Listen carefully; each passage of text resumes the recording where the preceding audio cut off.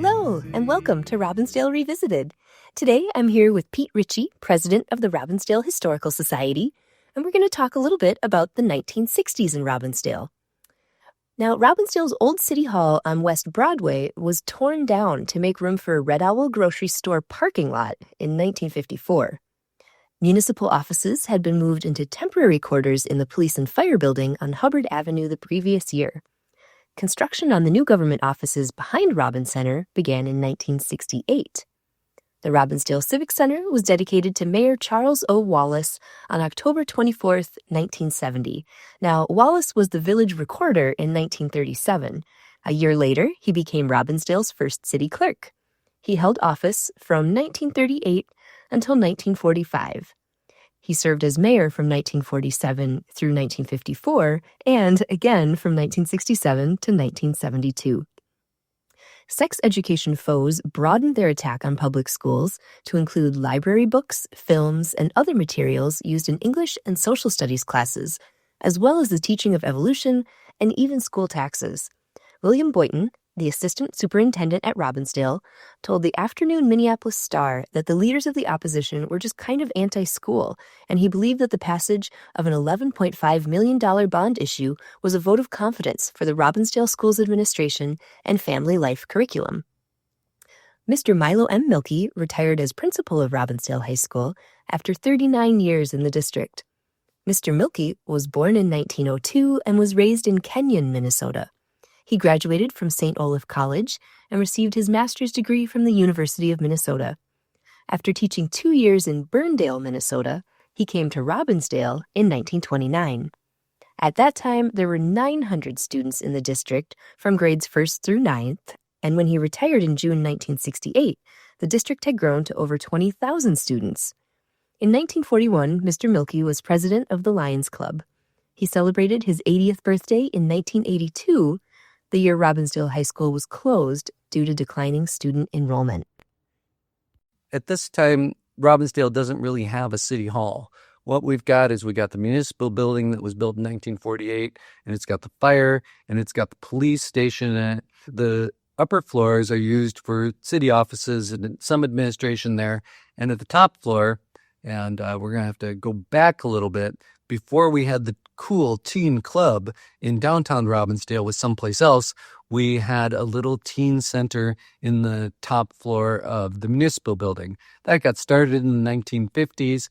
The 1960s kids were rowdy, but the 1950s ones were having fun too. It got shut down because there was a lot of young women that were asking older guys to go buy them beer. And then the older guys would come back to the teen center and bring them beer, and they all got caught, and they were going to shut down the teen center. And they did for a minute or two, but there's a little bit of an outcry. And then the teen center got going again and was operating most of the time through the 1960s. So you'd come down when the teen center was open. It was mostly dancing. Everybody tells me that that's what they would do. They would go there, they'd put on a record, and they'd dance. Maybe there would be some other activity, but it's mostly just, hey, let's go dance. And it cost you a dime to get in. And then you went up to the third floor and everybody was dancing. And I wish I could see a movie of this or some pictures of this when I think of the way the various dance crazes that came along.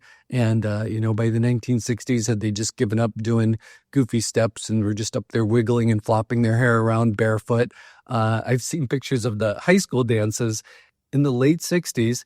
You look around and you see half the girls aren't wearing shoes. And at first I thought, well, maybe they were in heels or something that was uncomfortable to dance in. But I was told it was just cool to go out and dance barefoot. So we should talk a little bit more about Milo Mielke, who was actually the president of the Historical Society in, I guess it was the late 70s, early 80s. We still have notes around here. He lived just a couple blocks down. So Milo Mielke, in 1968, he retires as principal of Robbinsdale High School. He'd been doing that for 39 years with the school district. And Mr. Mielke was born in 1902. He was raised in Kenyon, Minnesota. He graduated from St. Olaf College and received a master's degree from the University of Minnesota. And after teaching for a couple of years in Burndale, Minnesota, he came to Robbinsdale in 1929. So at that time, he got 900 students, first through ninth grade. And then he retires in June of 1968. By the time he retires, you've got 20,000 students in the school district. In 1941, he was president of the Lions Club. He celebrated his 80th birthday in 1982, and I know at that time, again, he was president of the Robbinsdale Historical Society. And about that time, when he celebrates his 80th birthday, they closed Robbinsdale High School. And he was not shy. He was writing editorials to the newspaper. When they closed this Robbinsdale library that we're sitting in, he was furious and was writing letters to the newspaper. So he was kind of always looking out for Robbinsdale. And they named Mielke Field after him. But of course, Mielke Field is in Crystal. So Robbinsdale is looking at itself, and at this point, even in 1968, 1969, 1970, Robbinsdale feels like it's not as new or as slick or as rich or as beautiful as New Hope and Golden Valley. I don't know. We always felt like we were on par with Crystal, but for some reason, we were jealous of New Hope and Golden Valley. Golden Valley had nicer homes. It had newer homes. It had these rolling hills and beautiful trees, and it wasn't quite as filled in as Robbinsdale. It felt like it had more open spaces. When I was growing up, the houses that were in my neighborhood were built between 1920 and up into the mid-1940s.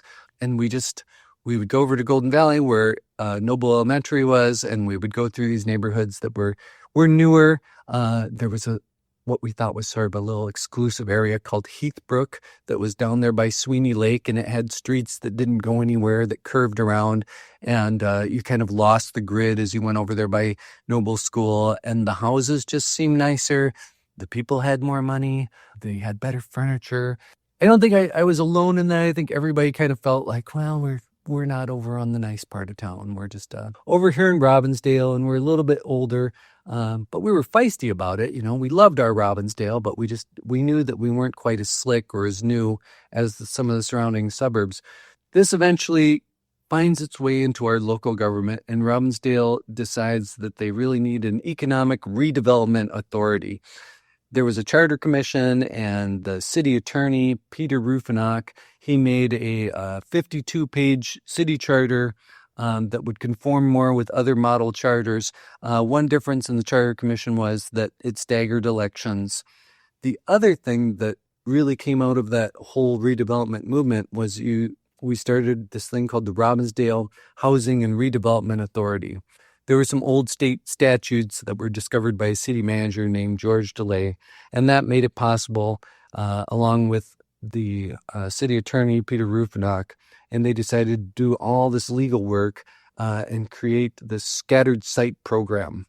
And what they did was they took little old houses. Sometimes we used to call them alley houses. There would be a house that was built on the back of the lot, closer to the alley, and it would be smaller. Maybe it would just be one bedroom. We would think of it as like a cabin almost. The city looked at those and said, we have to get rid of those. And they started buying them up and tearing them down and getting a new house built.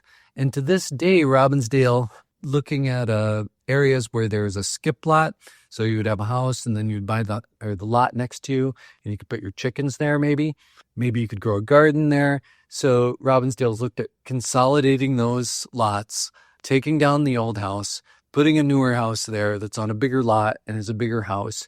And this all started back in the 1960s. They really went through, I don't have numbers, but we'll just say maybe anywhere from 50 to 100 properties where they took the little house down and they put up a new house, and sometimes would consolidate lots and would bring us into line with some of the other suburbs and give us larger houses and larger lots. Most people would consider it a success. I like the silly little houses that sat on the back of the alley and maybe they had a little character.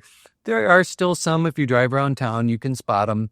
I know there's a couple that are on the east side of Crystal Lake that were actually little lake cabins that were rented out just for the summers. And then over the years, a couple of them got winterized and turned into houses. A couple of those are still standing. But for the most part, they eliminated those. And the Redevelopment Authority also looked at downtown.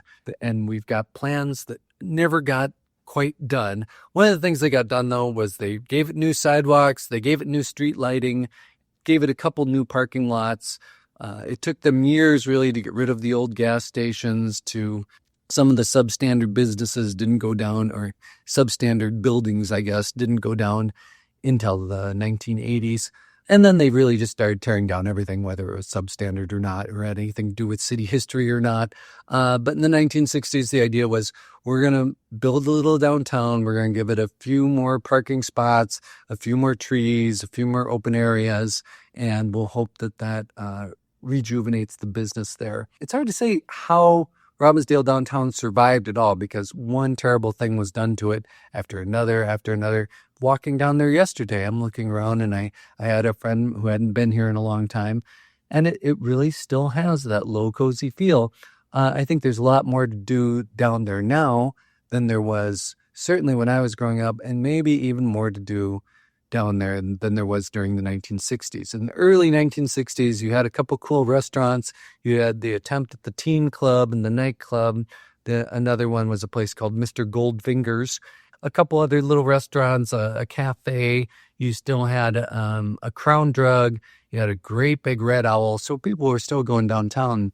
After the Red Owl closes, the whole building gets torn down, and it just becomes sort of parking area. And then as you go back toward Highway 52, or what's Botno Boulevard now, that was all parking area too. There was a car wash there, a couple gas stations.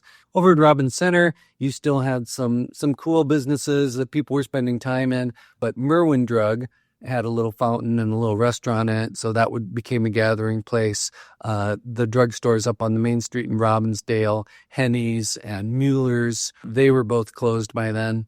The other thing that was a big attraction in Robbins Center was this place called Block's Menswear.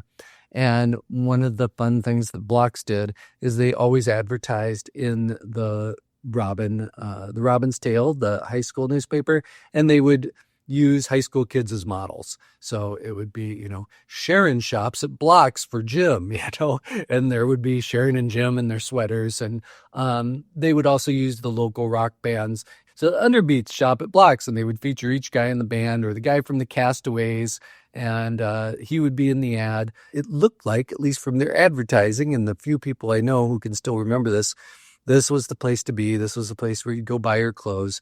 People would actually hang out at Robbins Center. There was a shoe store and a record store, and the drugstore, your grocery store was there. So you still had some activity, but the downtown was dying, and they just kept trying to pep it up any way they could. And they did the same disastrous things that every downtown in America did. How can we fix downtown? Well, you need to tear down stuff and give it more parking, because that's what people really want. At one point they did, not because they missed the trolleys or the streetcars or didn't think they had enough public transportation, but they thought it was a cute idea. They ran a tiny little bus, sort of a short bus, from down there where Ward's and the Terrace Theater were up to downtown Robbinsdale, and it would just make a couple runs back and forth. And they got the MTC to go along with that. I don't think it was a wildly successful venture. And I should mention again that we got our city hall. It took a long time for Robbinsdale to finally pull itself together and say, well, we tore down our city hall in probably 1954. We're going to need a new one. Robbinsdale's old city hall on West Broadway was torn down to make room for the growing Red Owl and its parking lot. And so that's 1954. And then the municipal offices moved over to sort of temporary headquarters in the police and fire building on Hubbard. And then construction of the new government offices back behind Robbins Center begins in 1968. And so the Robbinsdale Civic Center was dedicated to Mayor Charles O. Wallace on October 24th, 1970. Wallace was the villager recorder in 1937. He became Robbinsdale's first city clerk, and he held that office from 1938 to 1945. He served as the mayor from 1947 to 1954, and Robbinsdale likes to have a mayor for a while and then bring him back later. So again, he serves in 1967 from 1972. Our little civic center, our city hall, is named after him, and there's a big plaque on the outside. He's also remembered, I should say, as Captain Billy's barber. So in the 1920s, he cut Captain Billy's hair, and he was still telling the Star Tribune stories about that in the 1980s. But he was somebody who is fondly remembered for a whole bunch of reasons. He also had some great schemes. Before Robbins Center was ever built, of course, it was a big swamp. And so he had talked to various county commissioners and had all sorts of studies done. Could we take that swamp and connect Crystal Lake and Twin Lake through the swamp? And then we would have a little place where boats could go through, and it would be, again, the vision is like Robbinsdale will somehow be like South Minneapolis. We'll have these lakes and you'll be able to rent a canoe and paddle from one lake to the next. And well, Twin Lake is so much bigger than, it's longer anyway than some of those lakes in South Minneapolis. But that vision never came to be.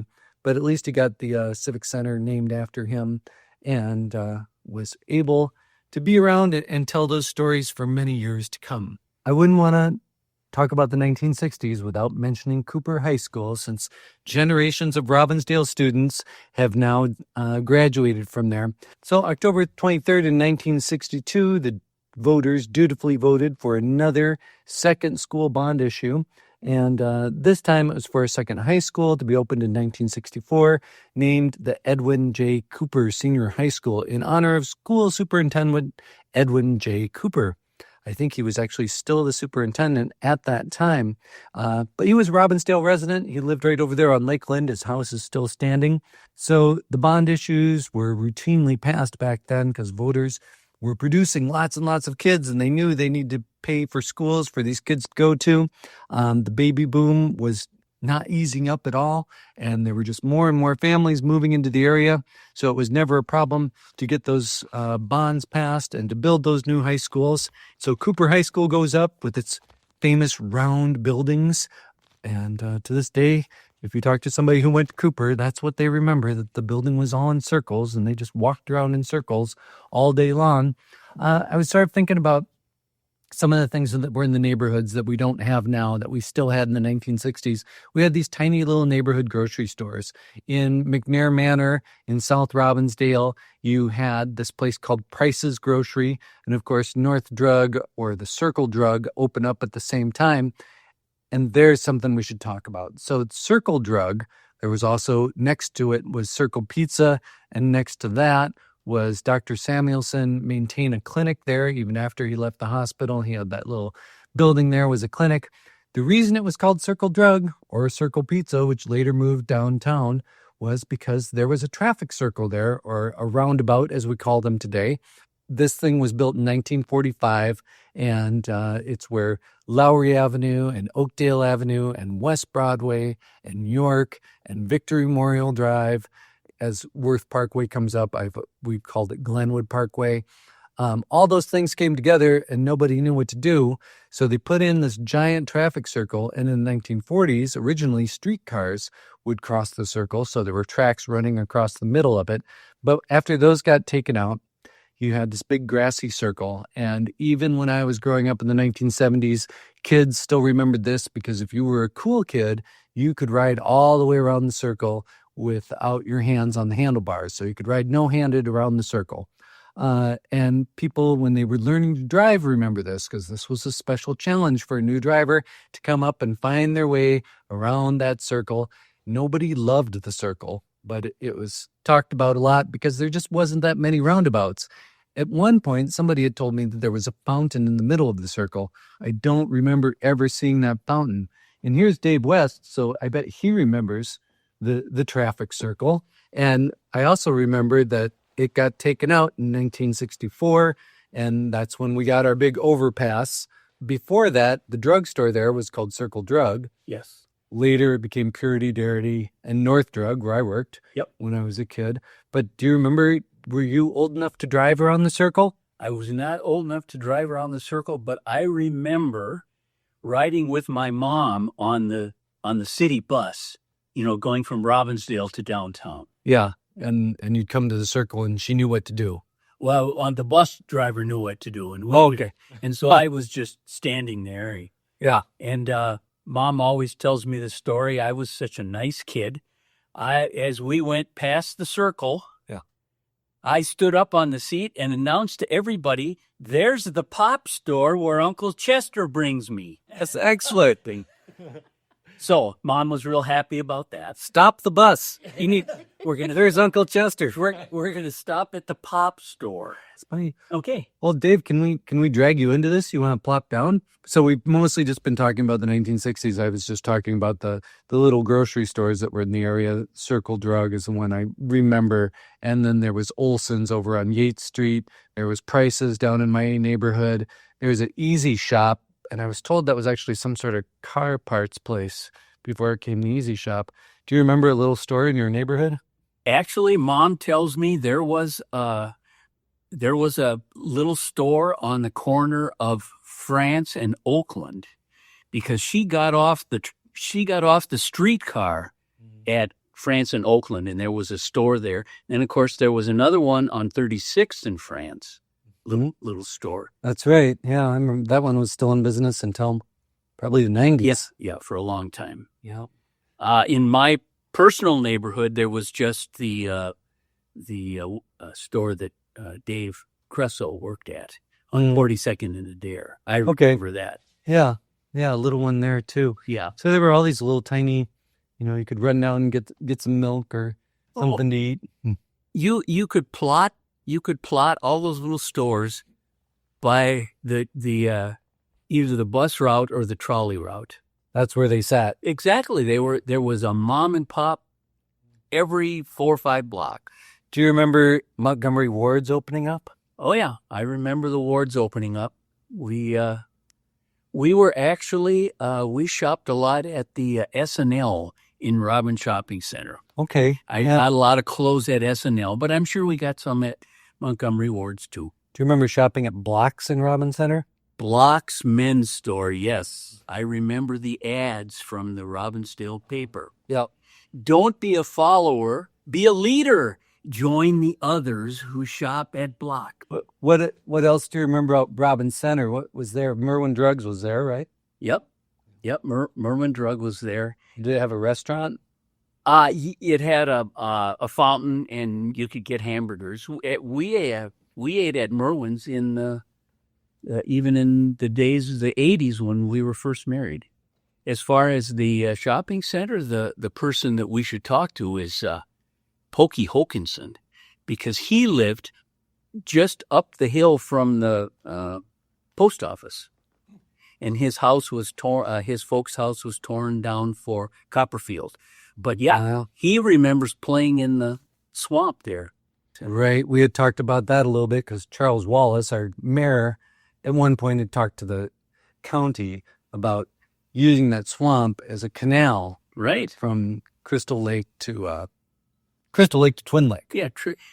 Yeah. Did you ever wonder what would be the reason for that? You would attract people just like the lakes in South Minneapolis. You would, of course, rent up canoes, and they would go back and forth, and you would have these maybe property values would.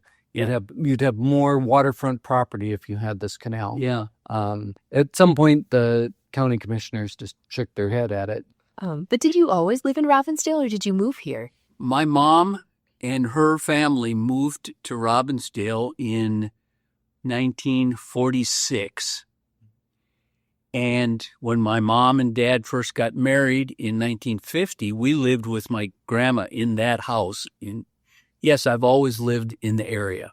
I grew up in Crystal, actually, by Crystal Airport, and then by 42nd and Adair. What do you remember about the great blue jean protest at Robbinsdale High School? My brother, class of 71, was involved in that. We, in class of 68, we still couldn't wear blue jeans. Right. As a matter of fact. So you graduated the year before that happened. Right. Oh, yeah. Yeah. So I don't remember that. But there were all sorts of those draconian laws about what you could wear and what you couldn't wear. Yeah. And I remember the one that struck me is I forgot to wear a belt one day, and you had to have a belt if you had belt loops. So I went in the bathroom and I cut the belt loops off my pants rather than wear a Boy Scout belt, which is what the principal would make you wear. That is a great workaround. Worked for me. I don't know how my mom felt about that, but you wouldn't want to wear a Boy Scout belt. That would be embarrassing. Oh, yes. Really embarrassing. What about, did you ever go to someplace else? I never did. I was really shy, it was probably shy because of wearing a Boy Scout belt. But no, I never. I do remember walking with a friend of mine past someplace else, and a couple of guys jumped out of a car and tried to beat us up. So, yeah, the place didn't have a great reputation, which No, probably helped it get closed down at some point. But probably. people love talking about it, though, I've noticed. Yep. So over there by Robbinsdale High School, you had the Clock Drive-In. Yep. And you had the Robin's Nest A&W. Yes. Yep. What do you remember about those places, and what are some places where would you go after school to hang out if you weren't going home? The only place I remember hanging out is the Robin's Nest after games, and then after sports and things like football games. One of the kids in our group, his father owned Taco Town on Osseo Road. I'm still in business in the 70s and 80s. When I was coming up. And so we would go to Taco Town. Yeah. Obviously, Bridgman's was always packed. Yeah. And was this the Bridgman's by Brookdale? Or? Yes. Okay. Yep. Yeah. And Taco Town was just around the corner from the Bridgman's there. Yeah. And even in the 80s, maybe 90s, my sister was working at that Bridgman's. Okay. Yep. It was there for a long time. Do you remember Brookdale opening up? Yes, I do. Actually, I remember it very, very well because my father was a school bus driver. So he was kind of a part-time custodian then, along with being a school bus driver. And so he worked at Brookdale when it first opened up, being a custodian for the place from like 9 to midnight. Oh, boy. So, yeah. So I remember him, going to work for those couple of hours. And the only story I remember about that was the janitors or the custodians were able to clean the fountain out of money every night and split it up. So that was a tip. That was it. That was their tip. I always thought it went to a charity or something. I don't think so. Did you guys hang out? Was Twin Lake a good place to swim still? I was not a swimmer. No, okay. Twin Lake was not a good place. Mom remembers a little bit about Twin Lake, but even in the late 40s, it really wasn't a good place to swim. Yeah. Did you work somewhere in Robbinsdale?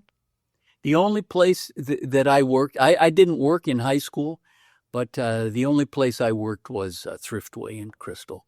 Oh, okay. I was the only Robbinsdale kid out of all the Cooper kids who were bag boys. Okay.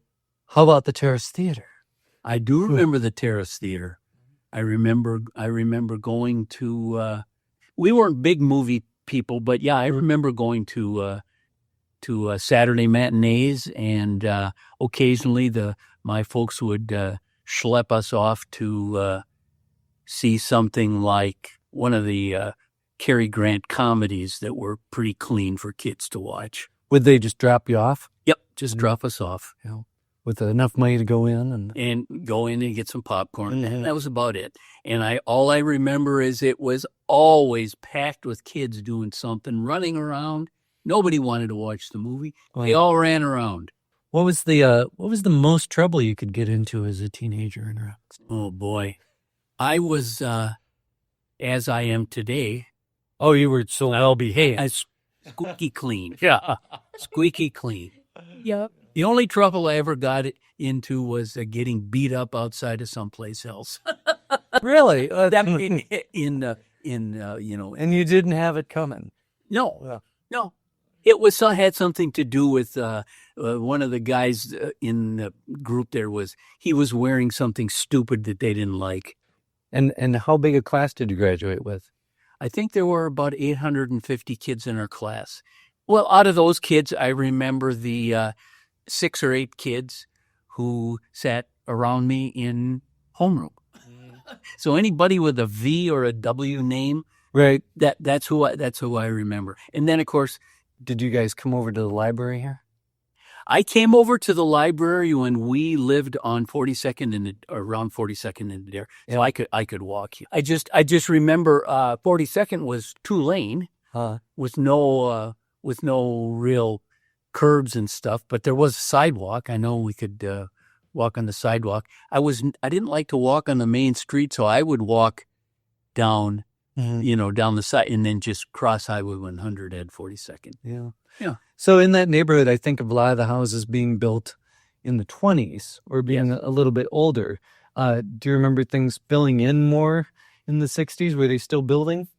Our house on Adair was built in 1965, and we built right next to a guy whose house was built, maybe in the teens or 20s, and we were built on his garden. So you were built on the skip lot. Yes, and his house was still there for about the first year, and then he and his wife passed, and he moved, and then they built another one next to us in '66. But yeah, I remember his house. He even had an outhouse. So they took down his house. They took down his house, but not until the next year after we moved in. Mm-hmm. When did you get your driver's license? A couple of weeks after I turned 16. Yeah. We all did in those days. You got your permit as soon as you could. Yeah. And Did you have driver's ed at the high school? Yes, I did in a 67, a blue 67 Ford. So you got your license and maybe you get to go borrow the car for the first time. Where do you want to go? The first big thing I remember was that I took it was the senior prom. I can't remember where we held the prom. Not at the high school? I don't remember much about it. It was pretty traumatic. I was in a haze. I was so scared. But I do remember that Peggy and I ate at Northeast, the big Jack's? Jack's. We ate at That's fancy. JAX. Oh yeah. I was so nervous I couldn't eat anything, but we ate there. What'd you wear? I had a white tux, white sport coat tux. Yeah. As a matter of fact, I still have the picture. Thanks for listening. I'm Crystal Boyd. Robbinsdale Revisited is brought to you by the Robbinsdale Historical Society. Our little history museum is located at 4915 42nd Avenue North in the heart of Robbinsdale. We're open Fridays and Saturdays from 10 to 3. You can also visit us online at robbinsdale.org. You found this episode, so you know where to find the next one. Bicycle into the city every Saturday to see our friends. In the bus back home, sitting hand in hand when the evening ends. Oh, when the evening ends. Oh, when the evening ends in Robbinsdale.